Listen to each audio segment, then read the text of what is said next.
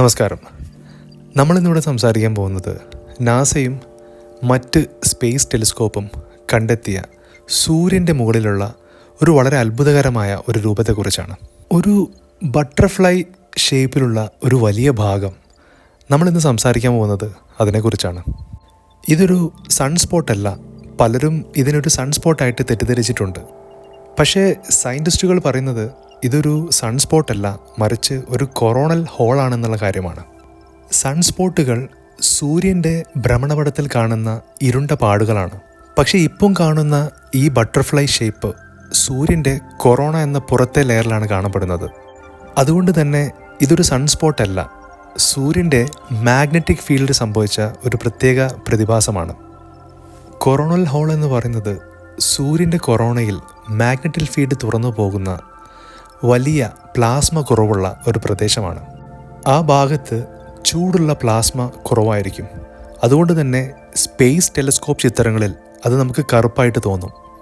ആ സ്ഥലത്തു നിന്നും വളരെ വേഗത്തിൽ തന്നെ സോളാർ വിൻഡ് പുറത്തേക്ക് പോകും. ഈ ബട്ടർഫ്ലൈ ഷേപ്പ് കൊറോണൽ ഹോളിന് ഏകദേശം 5 ലക്ഷം കിലോമീറ്റർ വീതിയുണ്ട്. നാസയുടെ സോളാർ ഡൈനാമിക് ഒബ്സർവേറ്ററിയാണ് ആദ്യമായിട്ട് ഇതിൻ്റെ ചിത്രങ്ങളെല്ലാം ക്യാപ്ചർ ചെയ്തത്. ഈ കൊറോണൽ ഹോളിൽ നിന്ന് വരുന്ന സോളാർ വിൻഡ് നമ്മുടെ ഭൂമിയുടെ മാഗ്നറ്റിക് ഫീൽഡ് തട്ടി എന്തെങ്കിലും സംഭവിച്ചു കഴിഞ്ഞാൽ ചിലപ്പോൾ നമ്മുടെ ടെലിസ്കോപ്പ്, അതുപോലെ തന്നെ GPS സംവിധാനങ്ങൾ, അല്ലെങ്കിൽ ഇൻ്റർനെറ്റ്, ഇതിനൊക്കെ ഒരുപാട് കേടുപാടുകൾ സംഭവിക്കാനുള്ള സാധ്യതയുണ്ട്.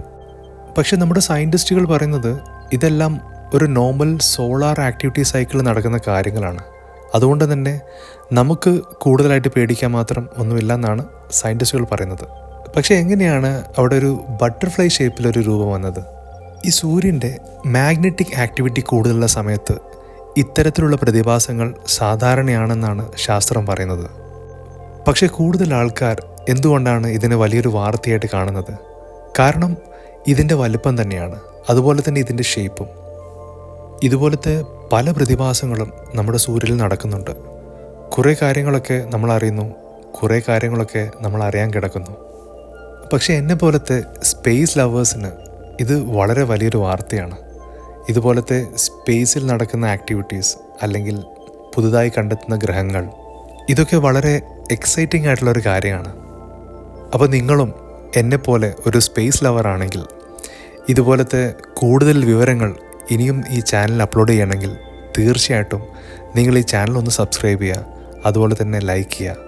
തീർച്ചയായിട്ടും ഇതുപോലത്തെ പുതിയ കാര്യങ്ങളുമായിട്ട് അടുത്ത വീഡിയോയിൽ വരുന്നതായിരിക്കും.